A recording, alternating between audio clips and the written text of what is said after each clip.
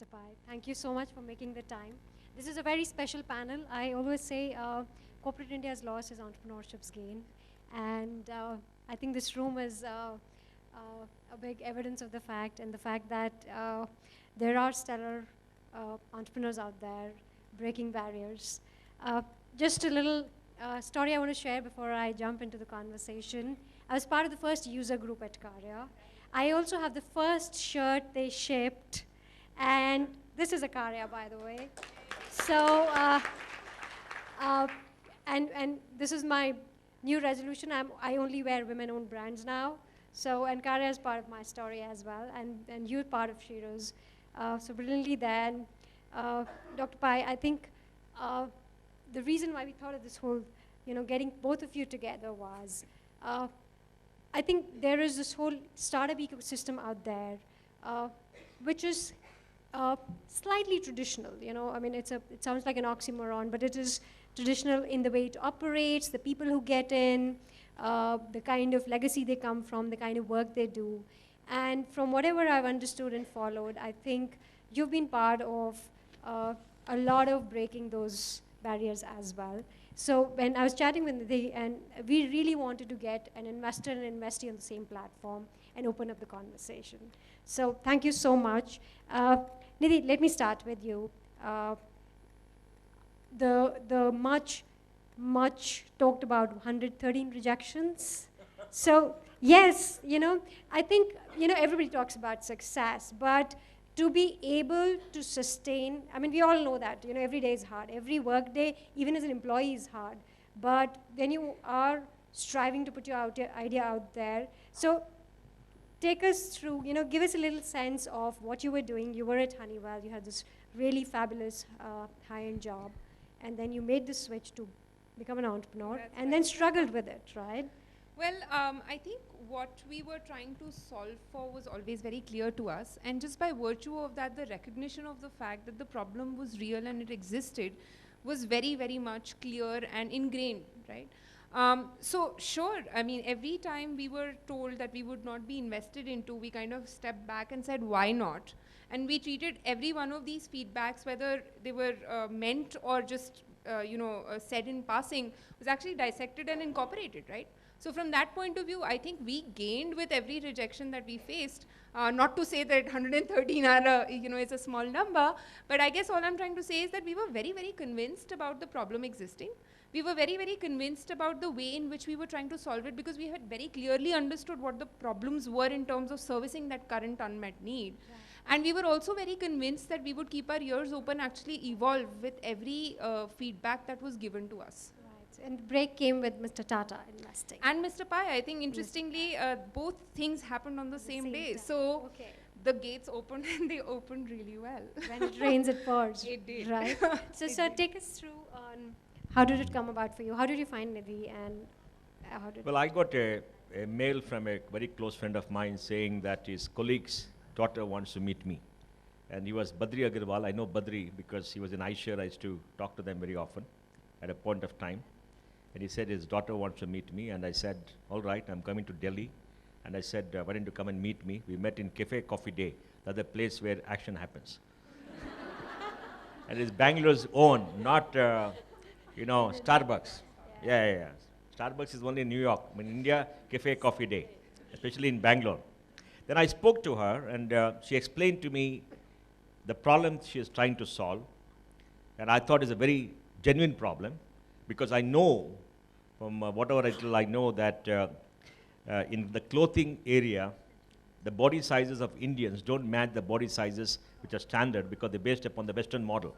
And India has not had research as to the kind of bodies Indians have. And we're very varied people, such a large country, 29 states, very different ethnic origins.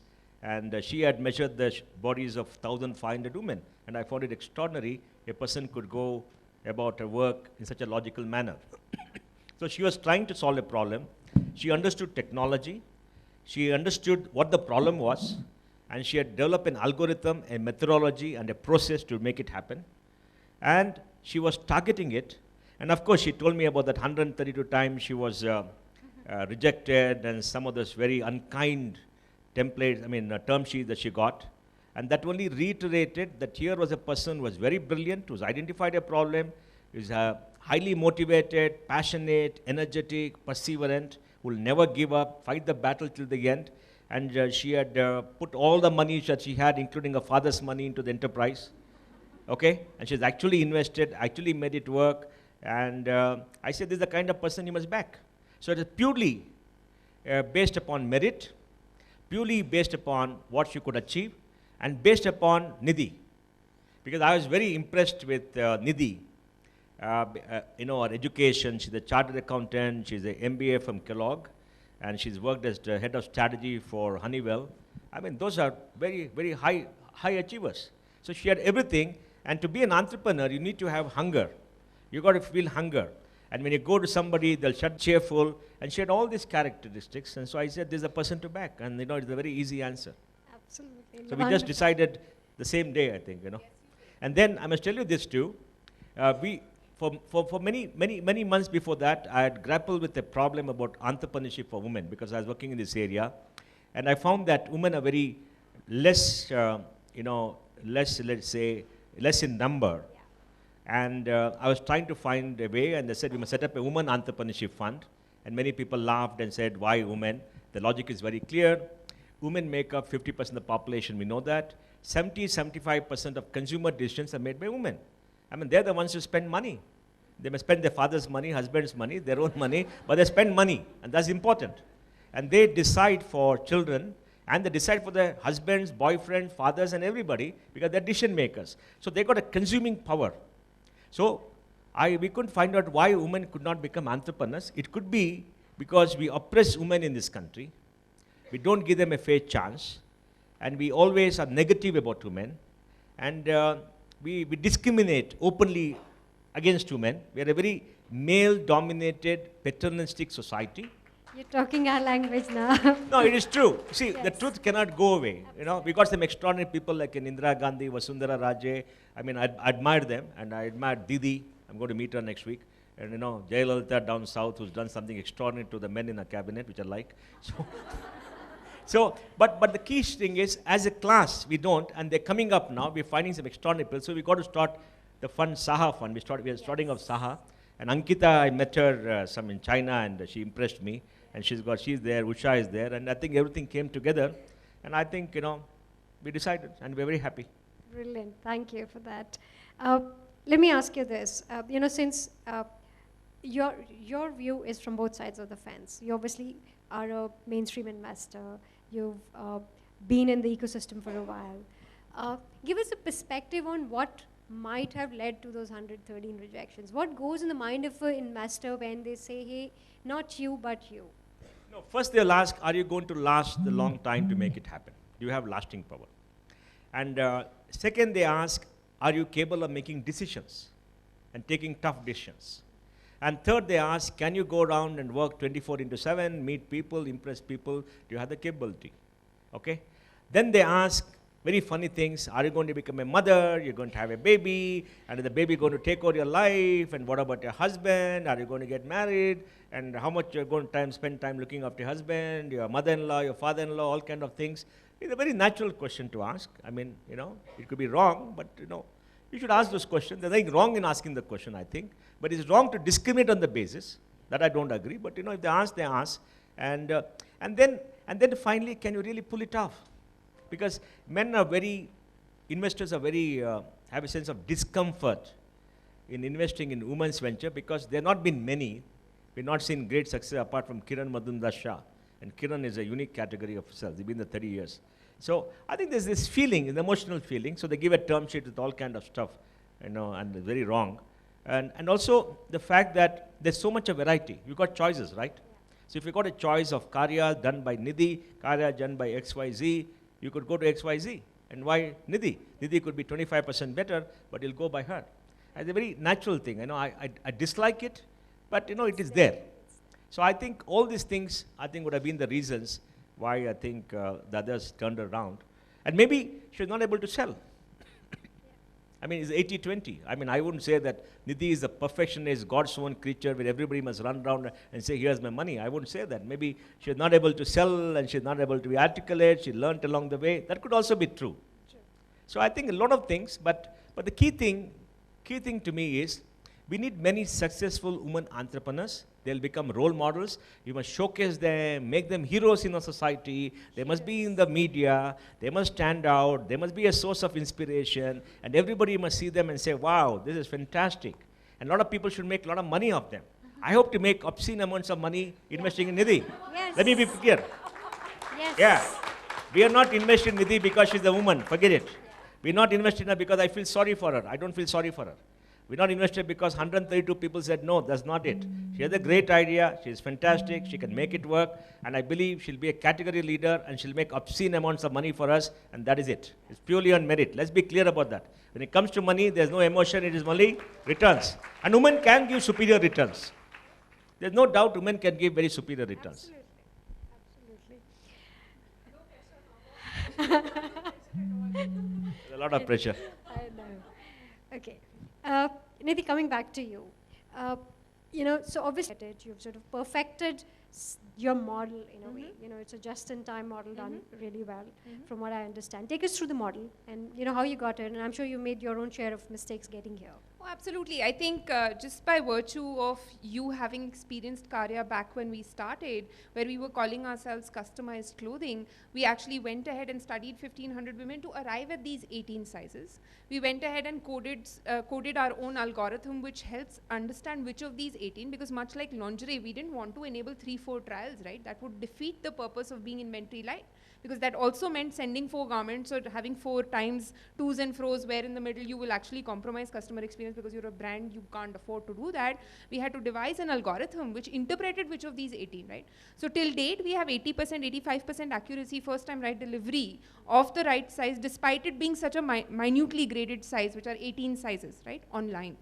Our return for fits are as low as 4%. The industry average is sitting at 20 to 40%. So just by virtue of that, I think we were very much focused on not just creating clothes, but I think we were focused on creating a viable business model, which was unit economic positive from the get-go. And there were 3 things that would go into that. Number 1, we had to create a product that was differentiated. So it couldn't be just another product that was available anywhere else. Therefore, our approach to the product was also data-driven. We actually went and asked customers, what are you missing? Where is the white space? Should we create a product to mitigate that white space? What is your use case? Where are you facing issues in those use case in terms of functionality? Let us prevent that, right? Secondly, we went ahead and said, okay, we also understand that for it to be a business case which is viable, it needs to relent on the inventory pressure which goes to additional discounting. So believe it or not, Karya, even in an end of season sale month like June, sold 30 to 40% non-discounted, which goes a really long way in proving that you're not selling because you're cheap. You're genuinely selling because there's a product market fit. Right? So take us through, from a user point of view, what happens when somebody goes to your site and places an order, and what's the cycle like? Sure. So there are 2 ways that you could place an order on our site. Number 1, you could actually be curious about, hey, is my size even available? Because very often that is the question here in the Indian context. So she will go to what's my size. She will fill in 3 parameters, which is her bust, her waist, and her hip. And with that, arrive at 2 sizes, 1 for her uppers and 1 for her lowers. Now that she's been given these sizes, irrespective of which upper she buys, it will be a standardized fit, and which lower she buys, it will be a standardized fit. The second way is to actually go through the entire product catalog and then choose whichever product. And by the way, because we don't store inventory or we are an inventory light model, we will always have your size, right? Because we haven't committed our goods to any one finished product. Just by virtue of choosing a product, you will either get a phone call or an assistance call from our customer care, which will help you understand which, or you could simply click on the size chart, which has Karya's sizes mapped to, let's say, lingerie sizes or world, UK, US standardized sizes. And just by virtue of that, we'd make a sale. So actually, it's a simple thing done really. Yeah, well, I think we understood what we were trying to do really well, and it took us some time to get here. I mean, it did take us about 18 months, 12 months to even perfect it such that it became modular enough for us to put on marketplaces, perfected such that our quality rejections were less than 0.1% today. So all of those things have taken time, but certainly these are things we gunned for. And what are the challenges you're taking a shot at today, where you stand? I think post-funding, the challenge has been putting together a team. I'm now very confident with my incoming team members. There are 5, I call them my powerhouses. So these 5 powerhouses are now equipping Karya with absolute focus and absolute execution perfection within their fields, right? So whether it is my chief of sales, whether it is my COO, whether it is my chief of Marcom, my CTO, or my customer care service delivery person, these are all top notch from the industries that they're really good at and applied to Karya. So aside from that challenge, I think now we will just be focused on execution and growth, because we are here to earn boss some money. As an investor, so somebody who's out there, in the mainstream, very active. I mean, Bangalore is a big hub. What are the 4 or 5 big trends you see happening, which might be relevant to somebody who's saying, I want to start up, or I am in the market, or I am somebody who's going to make the switch? So some ideas are very personal-led, personal experiences drive people to sort of come up with stuff. But in terms of spaces, or in terms of trends, as an investor, what's on your horizon? Well, first we want to invest in category leaders. I think most people want category leaders in the sense that whatever the idea is, it can take a leadership position. I think it's very important. And second thing is, it has to be a specialist. Now, the time was 3 years ago when generalists with anything with the portal could come and say, I'm doing this, blah, blah, blah. And people said, okay, let me go have a go. But now with marketplaces coming and technology becoming so much cheaper and so much of competition, you need to be a specialist. So when you say B2C, it has to be a highly specialized thing that you do. And third, you've got to have some unique IP or technology or an algorithm that gives you a unique advantage. That's extremely important. It cannot be me too. And I think the story of many companies like an Uber or an Airbnb, which comes to mind because they've been extremely successful, is they just have a simple technology where you only click thrice to get to the product. So the people who come to you are not interested in technology, they want to use. So you've got to treat the user. And 99% of users, especially people like me, are dumb and morons. And don't make you think, why there's screens, you don't want that. You want to click 1, 2, 3, it's there, and there, you're gone. So I think it's very important to understand the psyche and then be extremely customer focused. Okay? So technology and technology differentiation. Second, a unique marketplace, not a general marketplace. And a unique technology which gives you a differentiator. And then the team. The team becomes a horizontal. These are all, I would say, verticals, because in every team you need a visionary, a very good person who understands that. Nidhi is certainly one. Second, you need a hustler, a hacker. Not a hacker. Hacker is a person who's an operating person. She didn't have one. She had one later, I think. She's got a hacker, because that person has got to be focused on operations, customer excellence, making sure everything is there, waste is less, and it reaches everybody. And third, a hustler. Hustler is a brand person, a marketing person who goes out, reaches people, sells, and these 3 have to make a team. In Infosys from 91, we had a variety of people, and we filled all these positions. And we did extremely well. And you have to create a culture in that enterprise, of culture, of openness, of transparency, being collegial, making sure the best ideas win. You can't have a tyrannical CEO who says that, look, my idea is the idea that's going to win. And you should have flexibility in changing, because you are trying to use technology to read consumers or business, and business may want something. You may not understand what they want, or consumers what they want. So you've got to have the flexibility. So all these things are required. So investors look for some generic characteristics, some technology-led characteristics, but there's some people like us. Some people go with me too. It says, oh, restaurant table booking, somebody's got one more. Room booking, okay, this Oyo, Boyo, Goyo, and all that. You have a lot of them. So they all go with the trends and the fashion of the day and hope that something wins. But I think we have to be discerning, and there are a lot of investors who are very discerning, who want to work with for example, Karya should be a category leader. Okay? That is Western women wear India. And India is, we got 650 million women. You don't need more women. Yeah. Of course, they got to have more Panam. Panam is, 100 million may have Panam money, So that's good. 100 million is more than the population of most countries in the world, right? Okay? And they're as in need of this as anybody else, because women want to feel good. They want to, impress people. They have a sense of themselves, a persona, and I think this caters to that. Second, Karya has got to be an aspirational brand, because it should not be discounted. We're not selling a commodity. We're selling aspiration. Because our, Karya's customers have high aspiration. they want to be the stars, right? And you got to dress a star. Everybody is a star, right? So you got to give them what they want. So it's got to be aspiration. I want to build a 2 and 4, whatever size. I don't understand that. Yeah, I'm now doing research, whatever size it is. But the great majority of women are normal women. Okay? They eat normally, they work normally, and they're not these starved types. And there's nothing wrong in it. That's the way we are. That's the way we are, and that's being normal. You don't have to starve yourself to get into some, fitment to please somebody. You don't have to please anybody, right? You have to please only yourself.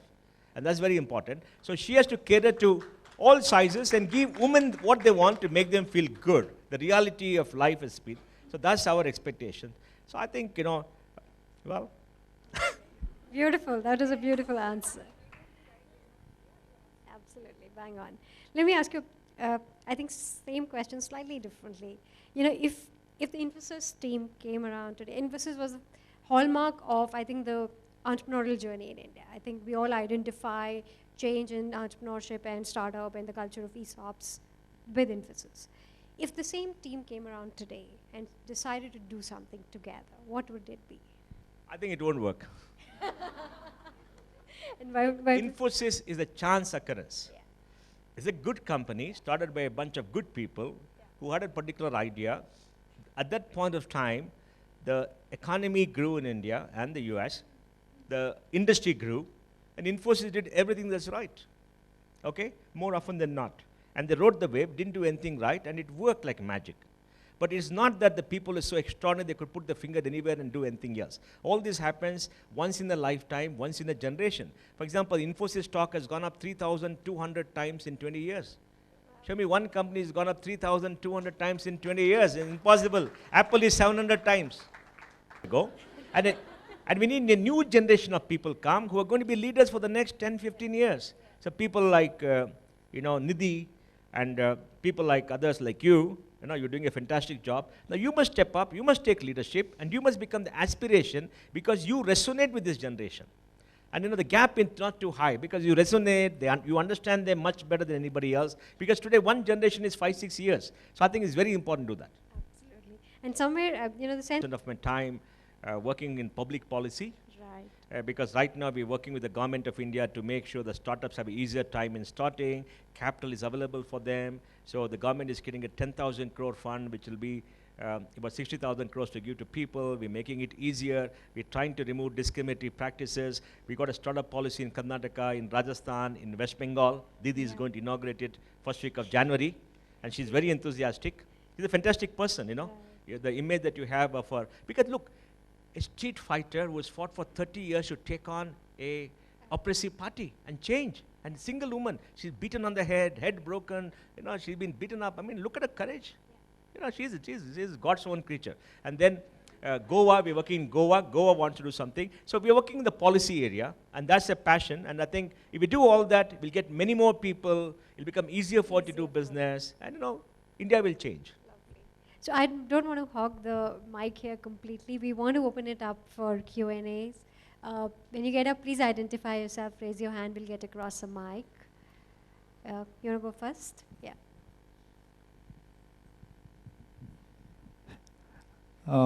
Good afternoon, everyone. My name is Dharma. I represent a sports and fitness company. My question to both of you, whoever can answer this, is we know a lot of startups start looking at funding, and that becomes a kind of a bottleneck in terms of whatever growth they have. But there is the other side of it, right?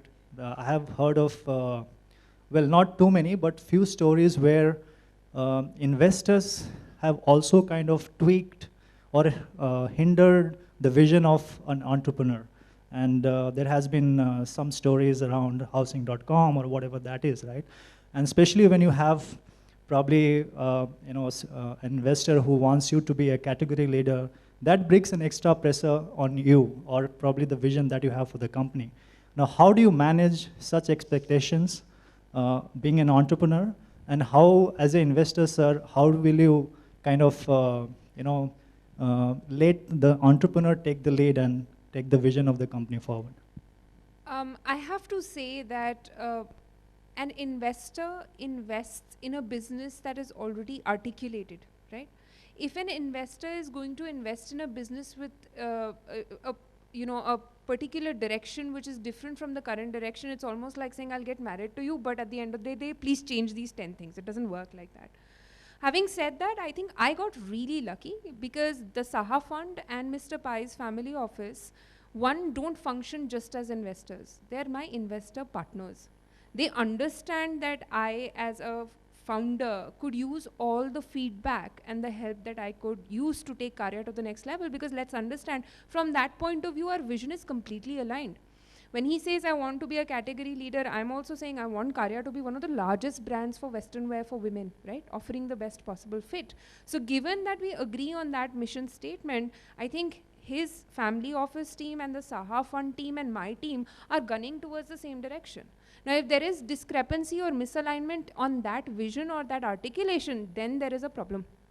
But I guess also what I'm trying to say is that all of my investors, in fact, have never functioned like they are the investors one step removed from the company. They actually tag team with me beautifully, support me beautifully, and in fact even pick me up and shake me when it is required when I'm not listening, right? And that's what I would expect any investor partner at this level of funding at least to do for their entrepreneur, especially when it's a single entrepreneur. And me. So you've got to be very clear. So investors should respect entrepreneurs. And next, never dilute the entrepreneur to an extent where they become employees. Now if Nidhi dilutes the entire thing to get only 10-15%, it's a big risk. Then she'll say, for 10-15%, why should I work? I'll start something else. You run the show, you got 90%. Then everybody is sunk. So our philosophy is the entrepreneur should have a good stake, very good stake. They must succeed. If they succeed, they must do very well for themselves. They must do well for others. It's a partnership, and we ride on their back. And the entrepreneur should be willing to accept that when it goes to a size, they may not be the best people to run the business. Because now, since they got a large stake, it may be good to get somebody to run the business, and you focus on brand building and others for which you're very good. So it's got to be a partnership. You understand? So both sides have to work together. If one side becomes arrogant and says, take the money, go blow it up, then they're doomed. And you've seen what happened to that. Another person saying, I'm God's creature, I do what I want, go to hell, you're doomed. So it's a two-way partnership. Brilliant. Yeah. Yes, ma'am. Right here in the front. There, and there are quite a few. For every funded startup, there are 10 startups that are bootstrapping as well. And I meet a lot of people who are waiting for somebody else's money to actually, go take the plunge. So what is your advice for those entrepreneurs and the newly funded entrepreneurs and those who are bootstrapping? Well, I think first the entrepreneur should be willing to take a risk. They must risk their future, their life, their money first. Okay? Because, they're entrepreneurs. They should take the risk. And if they're waiting for somebody to give money, and somebody's money, they're going to take the risk and take a fat salary, they're not fit to be entrepreneurs. I don't think anybody should back them. Let's be clear about that. Because you should you should have a dream. The dream is important, and you should take the risk. You should work 24/7, 365 days, right? There's nothing else in your life except your firm. And you must put all your money in everything else, hawk your last shoe or whatever you got to make sure that you do it well, because you're going to benefit. And that's the attitude the entrepreneur should have. And if you don't have that, you should not be an entrepreneur.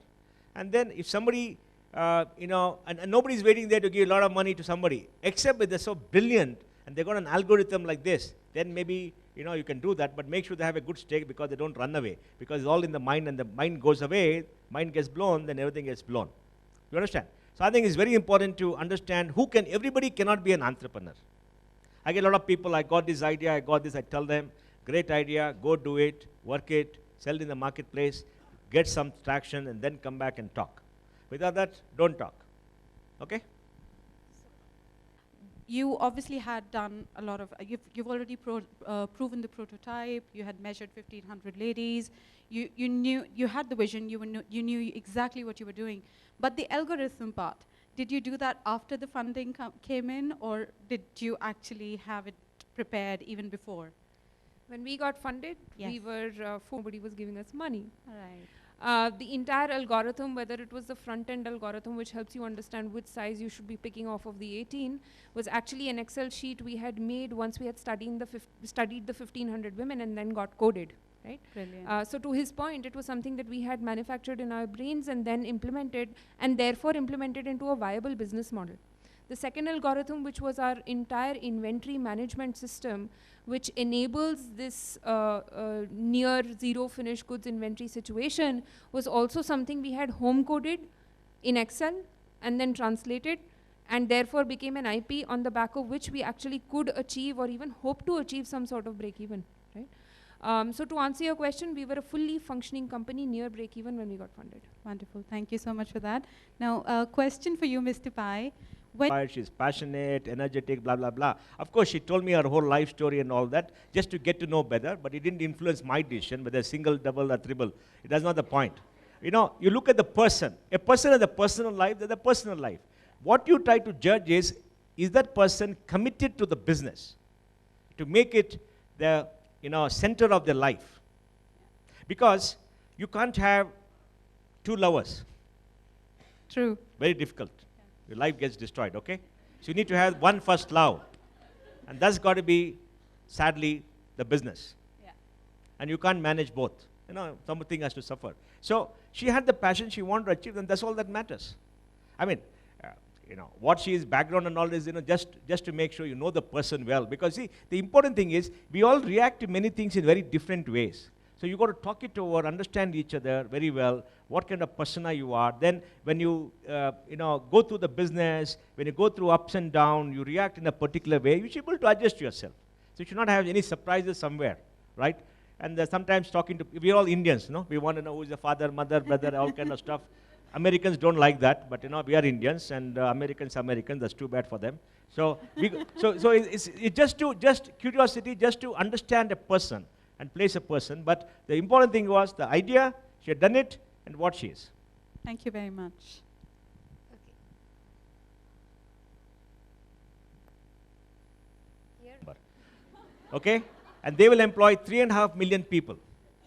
Many of them may become zombies, may die, but the overall number cumulative will be this. So we are in the midst of a huge surge of innovation driven by lower cost of technology, a growing economy, growing confidence, young people with dreams and hopes and all that. So India is very changed. Except this country is so big, you don't feel the change.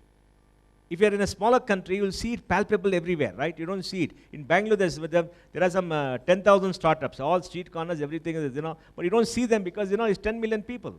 Singapore, you could have seen it, it's only 5 million. So you have this, and I believe in it. Now, it's in healthcare. I've seen some extraordinary stuff in healthcare. People are taking the mobile and, taking some shots of your eye, your body, and then say mailing to somebody, getting an opinion, and they can do many things. Trinetra is there. There's in healthcare, life sciences, they are in cancer research, they're in IoT, doing some extraordinary stuff. They're in IoT, drones, and all the nice stuff. And they're into education, like Baiju's classes. Baiju is now 1,000 people. 1,000 people is employing 1,000 people. So a lot of innovation happening, variety of areas. There's no area which has not happened. There's a variety of areas, e-governance, banking. They're into, we got an investment in a company called FairCent, which is into peer-to-peer lending. They got a fantastic platform. And then there is this SwitchMe, which is into switching mortgages. And then Paytm and others, there are payment companies which are into disrupting the payment system. So the entire business chain is getting disrupted in an extraordinary way. So I think it's across the board, it's for real. And if somebody makes a snide remark, the best of the generation went, all the people who went to the US as economic refugees. They ran away for the economy, the economic refugees. Okay. Like the Syrians going from Syria, it's fine. They'll come back, don't come back, it is okay. But they're Indians, they fought the battle there. They went to the West, and they did very well because there are no glass ceilings in technology compared to the East in New York. And I think many of them have done extremely well. Good luck to them. Many of them are coming back. They're not coming back because they love us so much, they want to hug us and give the money. They're coming back because we're doing very well. They're going to make more money here than there. Nandita Gujjar, head of HR, she told me she had some relatives there who said, oh, we got this 5-bedroom house and 2 cars and all that. Nandita said, I got a 6-bedroom house and 5 cars and 4 servants. So it's nothing good now, nothing. Those things are all passé. Doesn't make a difference, okay? And you go for better holidays than anybody does. So I think this, you don't have to worry about brain drain. There's a lot more to drain here and a lot more coming up. So, let's not worry about that. Very buzzy as an environment. Lucky few, 2, 3 ones that make it really big and make a very big noise about it. And suddenly there is aspiration from hundreds to follow the same path. And somewhere the fundamentals of business, gets questionable in these kind of aspirations. You know, if it's happened to one company, then it can happen to 5 other. That's the chase that happens.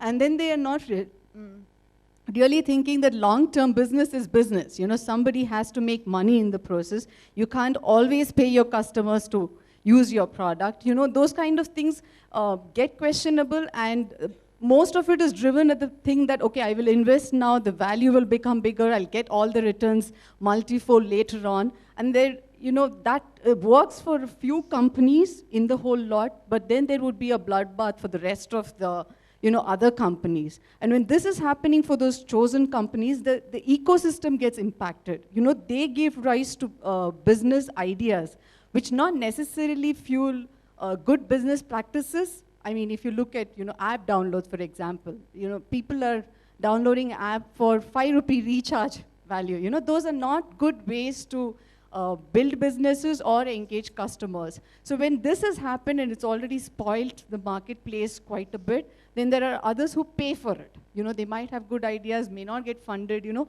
I'm just, you know, wanting to hear from you on what is a sensible way to make sure that majority of people who want to become entrepreneurs, who want to build businesses, realize that ultimately it's the long-term, you know. Cycles of booms and busts, there's a natural thing to happen everywhere. And if everybody gets an opportunity to do it, that's extremely fine. Now, who succeeds, who fails in a very competitive environment is left to market forces, right? So I don't think we have to be worried as a country that, you know, people are doing Me Too, they're giving away this, they're giving away that, somebody's funding them. Tomorrow they don't fund them, they go to the next enterprise. It's perfectly fine. So we should not be judgmental. I say we don't have to be judgmental. Out of all this, something new will come up, things will come up, there'll be many failures. It is okay. It's a pyramid. So don't worry about that. Just go do what you think is right. If somebody gives you money, fine. Otherwise, do whatever you want to do. So we sought new challenges, right? So whether it was my statutory audit days at KPMG, where I was auditing Pepsi one day and Ostrom another day, moved from there to being a marketing analyst at Bharti, developed the first ever mobile commerce product, right? I'm not even a techie. So I think it was that challenge that came my way, which kind of got me to even understand the problem and therefore look for an answer. And I think that piece of me wanting to solve problems has always been consistent.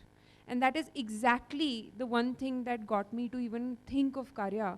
Because genuinely, if a person, if an average Indian body cannot find something as basic, as simple as a white shirt, then there's a serious problem there, right? There's a serious need that is waiting to get met over there, right? And it wasn't just about finding any white shirt that covered you. It was about finding a white shirt that you genuinely enjoyed wearing, because you're going to wear that more than a few minutes in the day, right? So that's really what led to Karya.